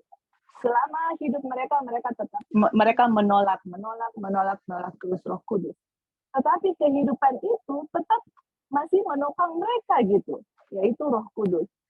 Nah, ini sangat penting untuk kita mengerti karena dari kita punya kelompok yang ada diskusi yang mana manusia berdosa kita terpisah dengan Tuhan atau yang suci tidak bisa bergabung dengan yang tidak suci, kita lihat sedangkan setan itu masih ada Roh Kudus di dalam gitu. Orang-orang yang sudah tutup pintu kasihan pun masih ada Roh Kudus. Kalau Roh Kudus itu sudah diambil atau sumber kehidupan itu sudah diambil, orang itu pasti akan mati, tidak ada kehidupan di situ. Cuman yang bagian kedua dari Roh Kudus itu, yang mana untuk keselamatannya itu sudah tidak ada lagi. Nah, itu kita harus mengerti juga yang mana selama kita masih hidup sekarang, selama kita masih ada rasa penyesalan akan dosa, semakin ada bisikan di dalam kita untuk mempelajari firman Tuhan, untuk berbalik kepada Tuhan, dan semuanya itu, teman-teman, kita harus sangat bersyukur sekali kepada Tuhan. Kenapa? Karena pekerjaan Roh Kudus regarding mengenai kita punya keselamatan masih ada gitu. Nah, kalau kita masih hidup, terus kita sudah tidak merasakan akan dosa itu dosa, sudah tidak ada keinginan apalah dalam hal-hal spiritual atau mencari Tuhan Yesus, ini to be careful. Keadaan kita masih hidup, tapi bisa saja selama ini kita tetap menolak Roh Kudus di dalam diri kita ya, dan itu yang membuat Roh Kudus itu kita tidak mendengar lagi sebenarnya suara Roh Kudus itu bekerja di dalam kita. Tetapi kalau kita lihat secara keseluruhan, hidup kita, eksistensi kita, dengan eksistensi setan dan malaikatnya itu karena Tuhan, teman-teman, yang masih memberikan kesempatan. Dan kalau kita lihat ya secara garis besar juga dengan kenyataan ini, setan masih hidup karena Tuhan memberikan kehidupan. Teman-teman, itu dengan melihat kenyataannya ini, waktu kita pikir ini, kita sendiri tertawa dalam hati karena apa? Tuhan lebih kuat dari setan, teman-teman. Kalau kita pikir ya, that is more powerful dengan setan, karena setan aja berada di bawah kontrol dari Tuhan, seperti itu. Kalau Tuhan tarik kehidupan dari setan habis, teman-teman. Jadi, dan kalau kita lihat, kalau kita menyadari akan kenyataan ini, sebenarnya itu akan menjadikan satu kekuatan kepada kita bahwa Tuhan itu sangat-sangat jauh lebih berkuasa dari setan. Setan pun lakukan apapun yang dia lakukan di dunia ini pun itu semua di bawah kontrol Tuhan, teman-teman. Dan kalau kita melihat betapa besar kuasa Tuhan sangat lebih besar dari setan, kita seharusnya mempunyai satu kekuatan atau courage yang mana setan sudah menang, Tuhan sudah menang gitu. Kemenangan itu sudah diberikan kepada kita. Kita hanya menerima kemenangan itu, menerima iman Yesus itu satu glad tidings sebenarnya ya, satu kabar kesukaan yang mana puji Tuhan itu melakukan semuanya untuk kita. Jadi dua hal yang kita bisa kita ambil bahwa dalam keberadaan keberdosaan kita, Tuhan ada di kita, Tuhan masih bekerja, Roh Kudus masih ada, buktinya setan saja masih hidup, dan kemudian Tuhan itu jauh lebih berkuasa dari setan, dan setan itu hanya bisa dikalahkan dengan the third person of the Holy Spirit, the third person of Godhead, yaitu Holy Spirit. Oke, thank you Kak Alvin. Ya, Joy, terima kasih atas tambahannya. Jadi jelas ya, pekerjaan Roh Kudus terhadap setan itu berakhir, selesai ya. Dan Halo, Bro. ya, ada tambahan lagi? Ya, Silakan, jadi Kak. sebenarnya yang menjadi masalah adalah yang kita lihat sehubungan dengan Roh Kudus ini adalah, atau Tuhan yang diam di dalam diri kita sering salah mengartikan pekerjaannya dan eksistensinya. Jadi teman-teman, kalau eksistensi Tuhan atau Roh Kudus di dalam diri kita itu tidak akan pernah hilang sampai kita mati atau sampai nanti terakhir. Tetapi pekerjaannya itu bisa berhenti di dalam menyelamatkan. Ya, ya. Tuh, Ketika ya dosa didukakan. mendukakan Roh Kudus ya, atau sudah tutup pintu kasihan ditutup ya, itu udah berhenti, maka pekerjaan Tuhan udah selesai gitu. Tetapi teman-teman, selama kita masih ada kesempatan, pekerjaannya itu selalu ada gitu. Dia selalu bekerja menginsafkan. Selama masih ada kehidupan, ya disitulah kita bisa mendapatkan satu kepastian, karena kehidupan itu adalah perjanjian ya, yang kita adalah satu apa ya, satu bukti bahwa Tuhan mau menyelamatkan kita gitu. Tetapi teman-teman, pekerjaan ini tentu ada batasnya gitu, seperti Lucifer ya, kemudian seperti juga orang-orang jahat sampai pintu kasihan. Tetapi mengenai eksistensi Roh Kudus demi kepentingan manusia yang lain dan orang-orang dan umat-umatnya, itu masih ada. Roh Tuhan masih bekerja untuk menahan kejahatan supaya tidak terjadi lebih besar lagi atau lebih membinasakan lagi, dan pada akhirnya Roh Tuhan akan memenangkan peperangan yang terakhir ya. Peperangan yang terakhir sehingga umat-umat Tuhan itu bisa ada tampil di hadapan Tuhan. Oke, mungkin itu saja. Terima kasih. Terima kasih, Brother Ebing. Terima kasih, Sister Joy, untuk pertanyaannya. Dan sudah dijawab tadi. Jadi jelas ya. Oke, kita masuk di kutipan berikut, subjudul yang berikut. Ya. Suatu warisan tanpa kutuk. Kristus telah menebus kita dari kutuk, sehingga oleh iman, kembali lagi saudara-saudara, iman, ya, kita menerima janji Roh itu. Yes, kalau secara vulgar ya, kita mau pikir bahwa ya, kalau kita nggak terima ya bagaimana kita bisa apa ya, bisa menerima warisan itu, ya. Misalnya kita nggak terima itu dalam arti kita menolak memang. Kita menolak, nggak mau peduli dengan firman yang sudah disampaikan, nggak mau peduli dengan pekerjaan Roh Kudus, pekerjaan Tuhan di dalam diri kita, itu penolakan. Seperti yang kita bahas tadi, setan. Ya. Bagaimana kita bisa menerima janji itu ketika menolak? Janji Roh ini adalah janji untuk memiliki segenap bumi yang telah dijadikan baru. Ya, kita tahu ya ceritanya, bumi yang baru nanti, yang telah ditebus dari kutuk. Berarti nggak ada apa, onak dan duri, tidak ada ya semak-semak. Segala sesuatu itu mulia, segala sesuatu itu baik, sempurna ya di dunia yang baru. Karena makhluk itu sendiri juga akan dimerdekakan dari perbudakan kebinasaan dan masuk ke dalam kemerdekaan kemuliaan anak-anak Allah.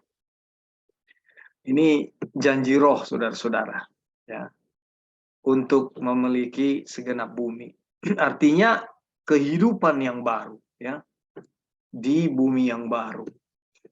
Bumi yang segar dan baru dari tangan Tuhan, sempurna dalam segala-galanya, telah diberikan kepada manusia untuk dimiliki. Itu Kejadian 1 ya. Manusia telah berdosa dan mendatangkan kutuk ke atas dirinya sendiri. Kristus telah mengambil segenap kutuk itu. Jadi sudah ada kutuk diambil oleh Kristus, ya, baik dari manusia maupun dari segenap ciptaan ke atas dirinya sendiri. Ya, kita tahu Kristus dijadikan kutuk karena dosa dan pelanggaran kita, supaya bumi ini dapat menjadi milik yang kekal sebagaimana rencana Tuhan yang asli pada mulanya. Jadi kalau kutuk ini tidak pernah diambil oleh Kristus, ya, kita benar-benar tidak ada keselamatan, saudara-saudara. Nah, jadi rencana keselamatan, ya, yaitu apa? bumi yang baru diperbarui karena manusia sudah jatuh dalam dosa ya. Nah ini tidak akan terjadi kepada kita, dan ia juga menebus manusia dari kutuk ya, supaya manusia itu layak untuk memiliki warisan tersebut. Ini warisan luar biasa sudah dikasih, dan kita tidak dapat berbuat apa-apa untuk terima warisan itu ya. Ini pemberian. Nah inilah keseluruhan Injil itu. Karunia Allah ialah hidup yang kekal dalam Kristus Yesus Tuhan kita. Mau baca ayat-ayat ini saudara, jadi kayak lebih ringan memahami ini ya, puji Tuhan. Ketika sudah belajar. Dulunya enggak mengerti. Apa nih karunia Tuhan ialah hidup yang kekal dalam Kristus Yesus. Sangat tidak mengerti.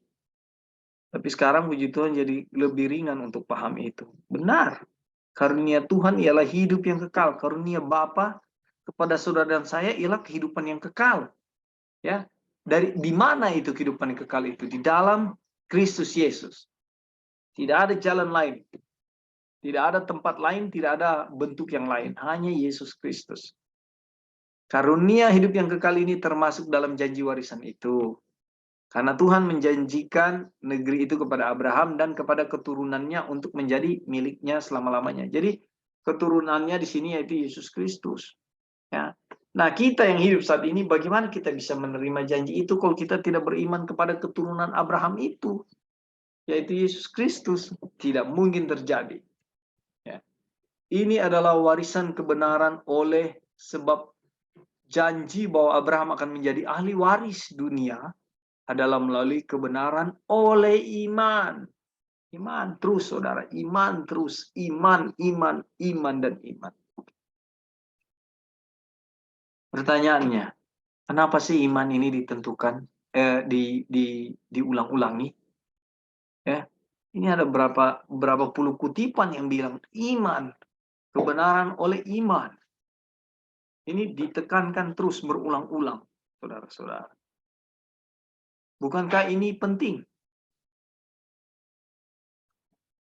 Kebenaran hidup yang kekal dan tempat untuk hidup selama-lamanya. Semua ini terdapat di dalam janji itu. Mereka semua yang mungkin diinginkan atau diberikan. Ya. Menebus manusia tetapi tidak memberinya tempat untuk tinggal merupakan satu pekerjaan yang tidak lengkap. Jadi ketika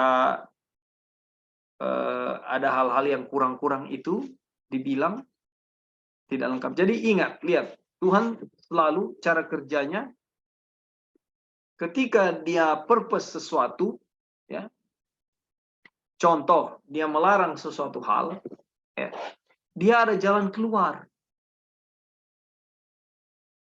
Ya, ketika dia bilang jangan A, supaya kamu, misalnya kita ketergantungan dengan suatu hal A, ya, dan Tuhan bilang jangan, itu salah, itu tidak benar, kita tidak boleh dengan itu. Ketika dia bilang jangan, dia memberikan kita solusi yang lain. Oke, ini yang baik, jangan yang itu, ini yang baik. Nah, penebusan ya manusia, ketika dia menebus manusia, ini lalu dia tidak memberikan tempat tinggal, dia tidak memberikan solusi, dikatakan apa? Ini merupakan satu pekerjaan yang tidak lengkap. Dua hal ini merupakan bagian dari kesatuan yang utuh. Jadi penebusan dan memberikan tempat yang kita sebut apa? Warisan. Memberikan tempat tinggal. Ini satu hal, satu kesatuan yang utuh. Karena kuasa yang olehnya kita ditebus adalah kuasa yang telah menciptakan. Kuasa yang olehnya langit dan bumi dijadikan baru. Apabila semuanya sudah selesai, maka tidak akan ada lagi kutuk, saudara. Ini ya dunia yang baru. Warisan itu yang kita terima. Oke, ada tambahan di sini, saudara-saudara. Silakan. Ya, suatu warisan tanpa kutuk. Ya, silakan, brother.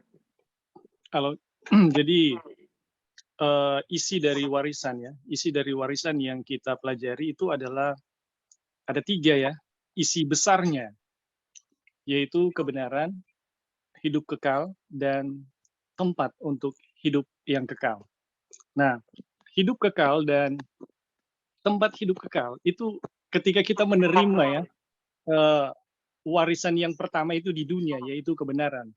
Jadi ketika kita memiliki kebenaran, kita berhak untuk hidup kekal dan tempat untuk hidup kekal.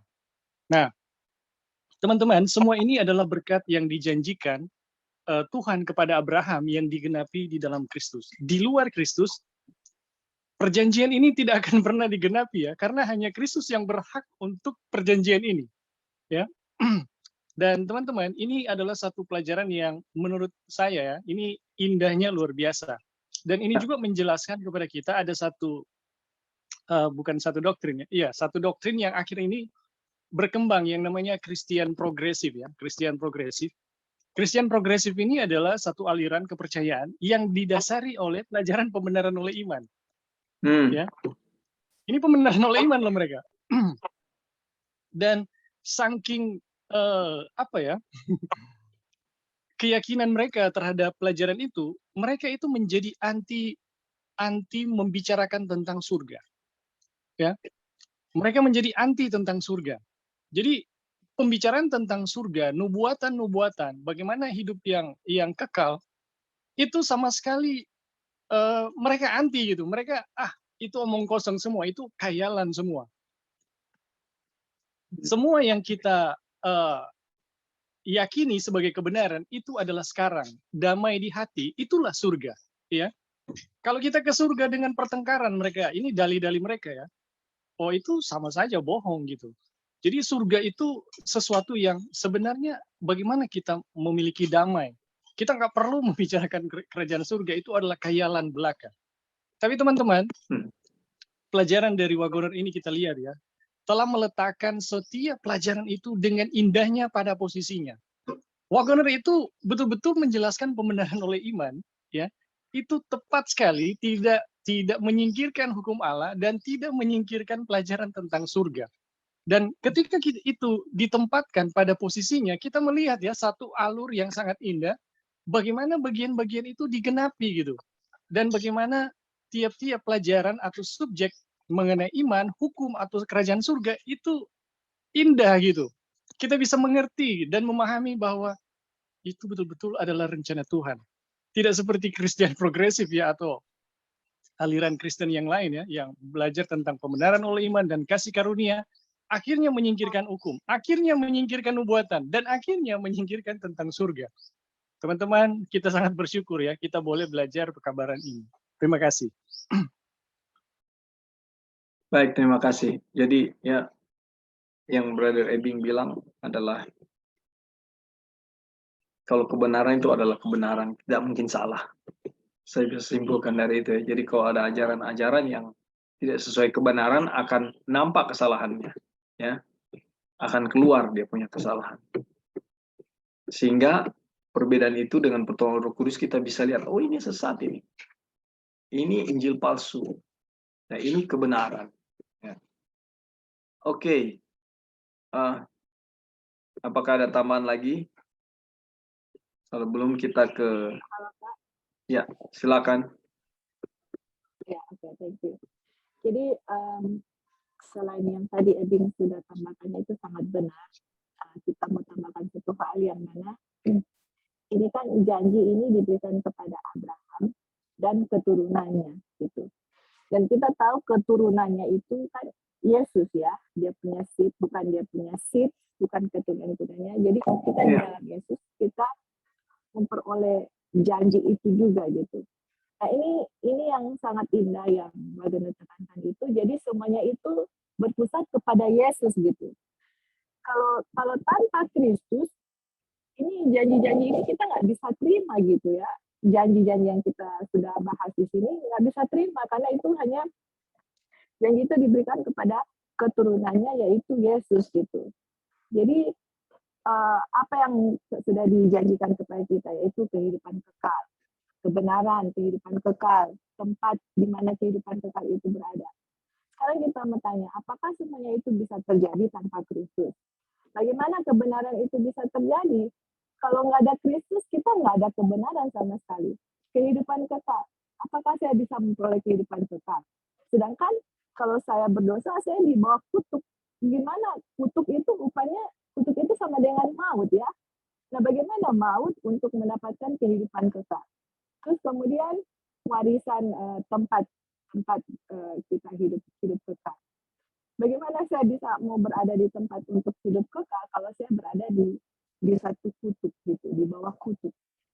Dan kutub itu adalah di dunia ini ya, di kehidupan kekal, tempat hidup kekal itu tidak berada di bawah kutub. Makanya dari pembahasan sebelumnya itu ditekankan sebelumnya itu bahwa Tuhan Yesus yang mengambil kutub itu gitu. Jadi teman-teman ini kita lihat bahwa semua ini berpusat kepada Yesus. Dalam pelajaran pekabaran ini kita lihat Yesus itu bukan hanya sekedar bumbu atau sekedar pelengkap atau sekedar, tapi di sini kita lihat Yesus itu satu-satunya dan yang utama gitu sebagai pusat kehidupan kekal kita. Ini yang ditekankan oleh Rasul Paulus, yang mana keselamatan kita itu tidak bergantung kepada sunat. Nah, sekali lagi ya, kita mau kembali ke real issue. Jadi sekarang keselamatan kita ini bukan bergantung kepada kebaikan dari kita, usaha dari kita, semua itu Kristus lakukan. Dan kita terimanya dengan iman.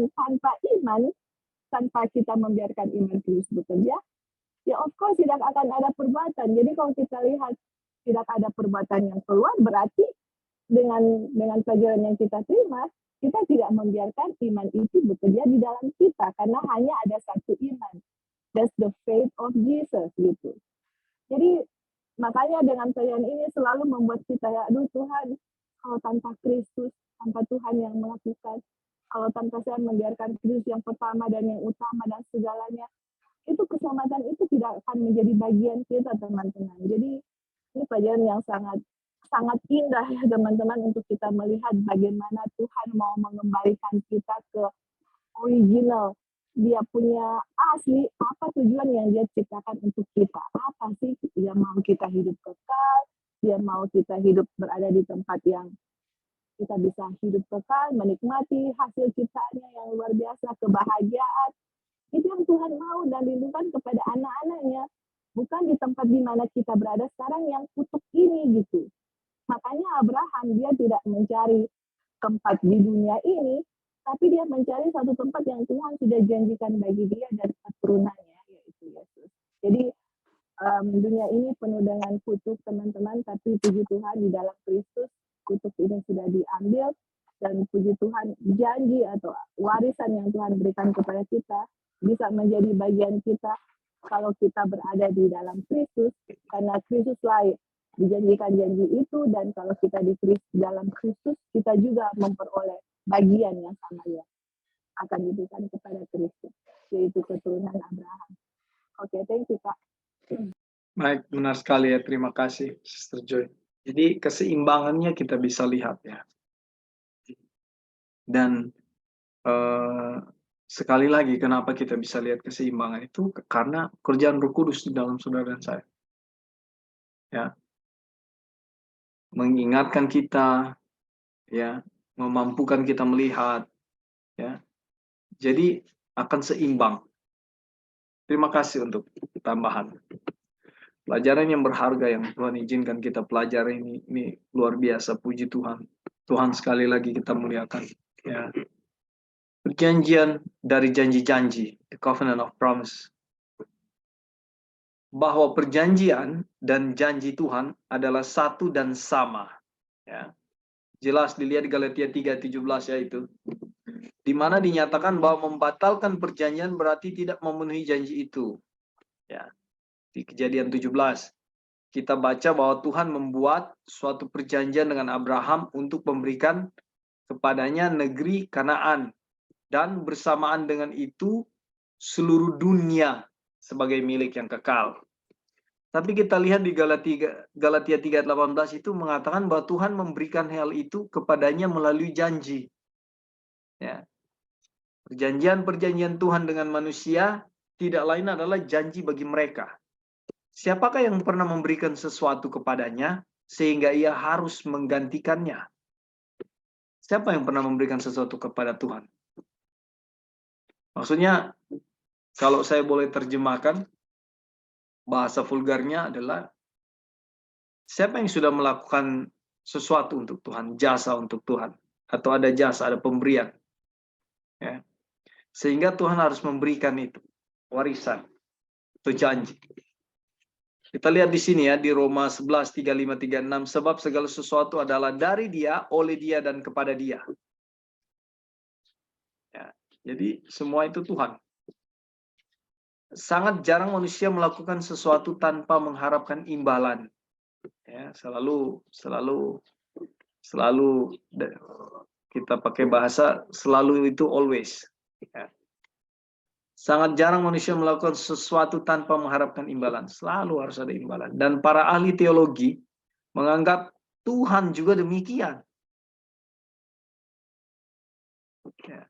Atas dasar itu, mereka membuat tulisan mereka tentang perjanjian Tuhan dengan pernyataan bahwa suatu perjanjian adalah suatu persetujuan timbal balik antara dua orang atau lebih. Itu perjanjian. Atas pemahaman teolog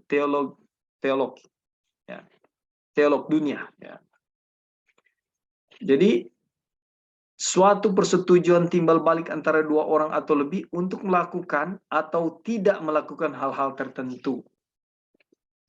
Ini kalau lihat dia punya konsep ini benar-benar konsep dunia betul ini. Tetapi Tuhan tidak mengadakan tawaran dengan manusia, ya, sebab Ia mengetahui bahwa mereka tidak akan dapat memenuhi kewajiban mereka. Itu prinsip ketuhanan. Setelah air bah, Tuhan mengadakan perjanjian dengan setiap hewan di bumi dan dengan segenap unggas.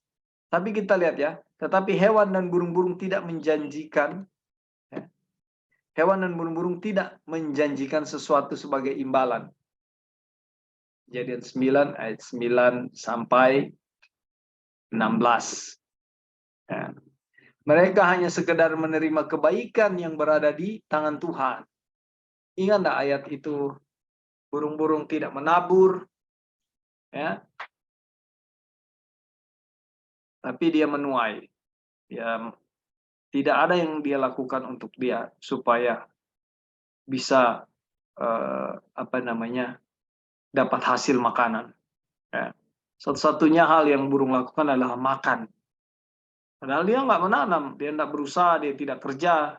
Ya. Inilah yang dimaksud. Ya. Mereka hanya sekedar menerima kebaikan yang berada di tangan Tuhan.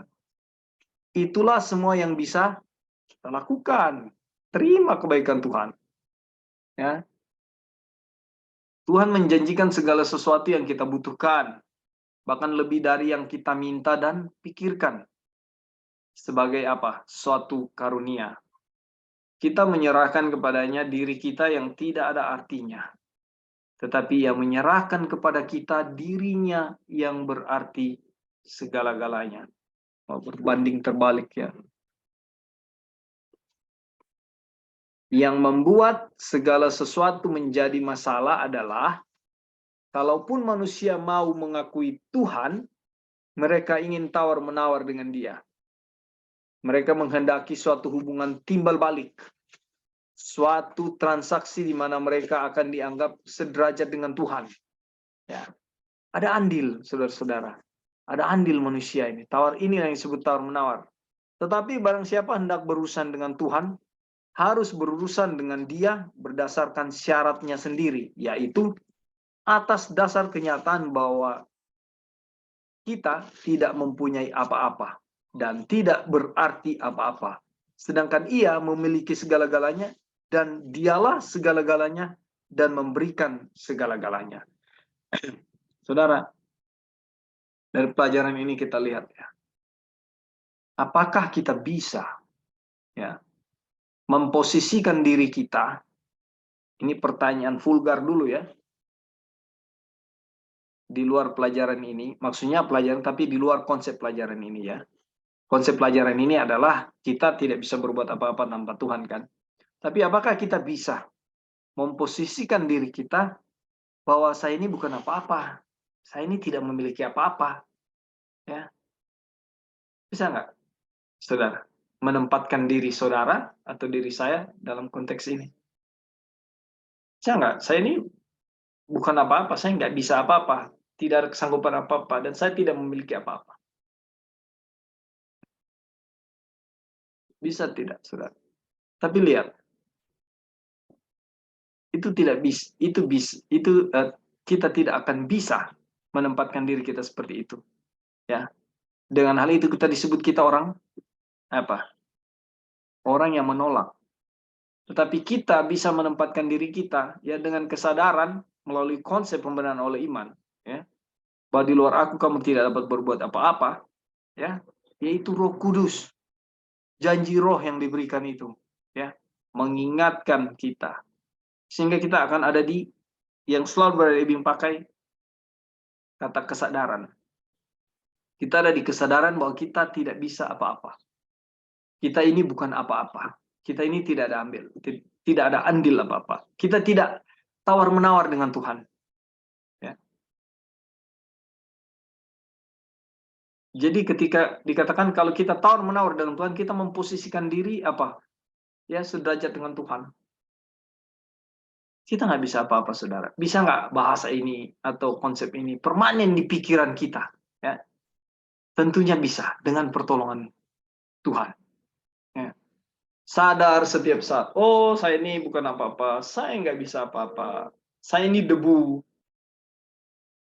Ya.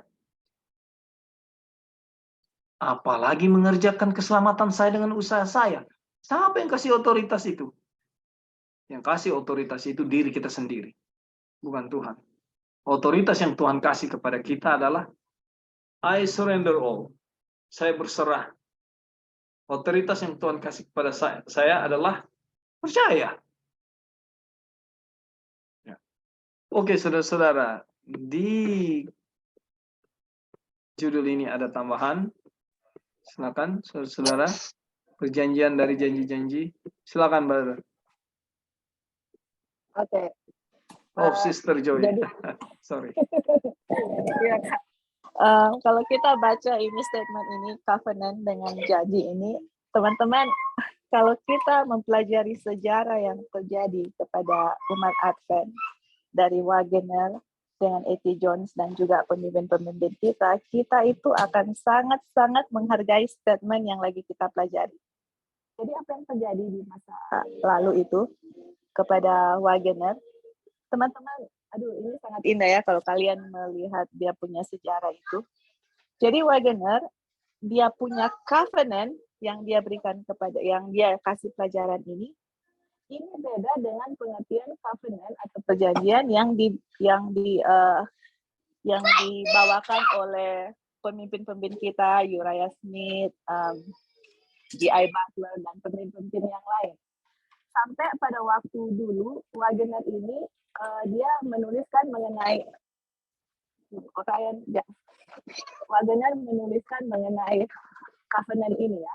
Yang pelajaran yang kita lagi belajar nih, kemudian karena pembahasannya ini sangat bertentangan dengan pengertian covenant yang ditulis yang dipercaya oleh pemimpin kita, sampai kalau kita tidak salah waktu dulu Wagner diminta untuk mengajar di Battle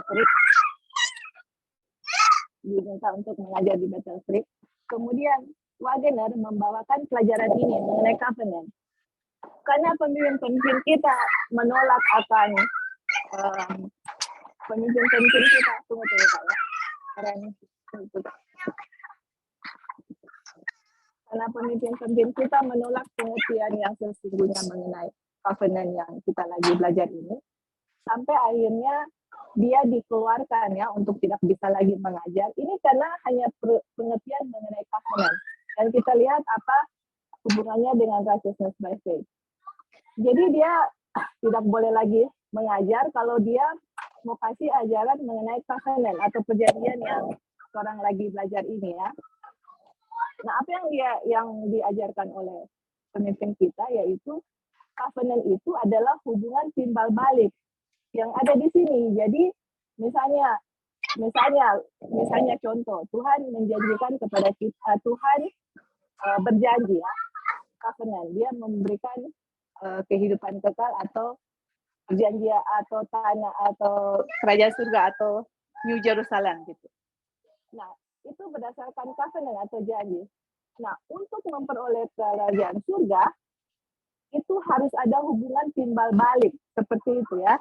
Saya harus menurut itu 10 hukum untuk mendapatkan kerajaan surga. Nah, kalau kita melihat pandangan dari pemimpin kita, bukankah kita punya pandangan seperti itu juga?